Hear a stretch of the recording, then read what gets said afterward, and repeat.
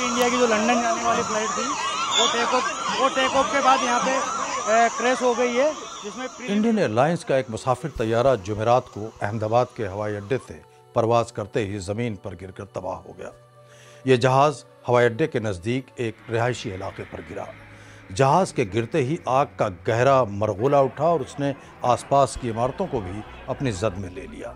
यह दर्दनाक वाक़या दोपहर में रूनुमा हुआ। मुकामी इमारतों के भी दर्जनों अफराद इस हादसे में बुरी तरह जख्मी हुए हैं।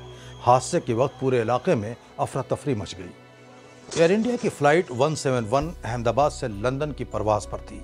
इस पर अमला समेत 242 अफराद सवार थे।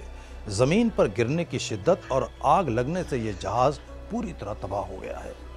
एयर इंडिया ने हादसे का शिकार होने वाले जहाज़ के मुसाफिरों के करीबी रिश्तेदारों से अपील की है कि वो मरने वाले मुसाफिरों की शनाख्त के लिए अपने DNA का सैंपल जमा करा दें। मुसाफिरों के रिश्तेदार बड़ी तादाद में सिविल अस्पताल के बाहर जमा थे। ये मुसाफिर तैयारा बोइंग 787 ड्रीम लाइनर साख्त का था। इसको चलाने वाले तजुर्बाकार पायलट्स थे।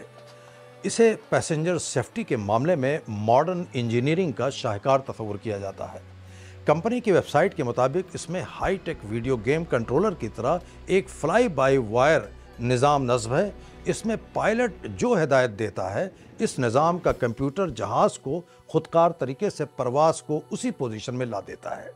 ये तो एविएशन सेफ्टी के माहिरीन गहरी तफ्तीश और तहकीक के बाद ही बता सकेंगे कि इंडियन एयरलाइंस का ये तैयारा परवाज़ करने के चंद ही मिनट में हादसे का शिकार कैसे हुआ।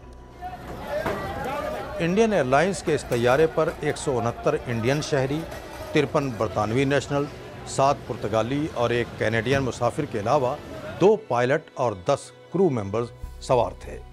इत्तलात के मुताबिक इनमें से 1 मुसाफिर जिंदा बच गए हैं। पुलिस कमिश्नर ने BBC को बताया है कि अब तक कम से कम 204 लाशें निकाली जा चुकी हैं।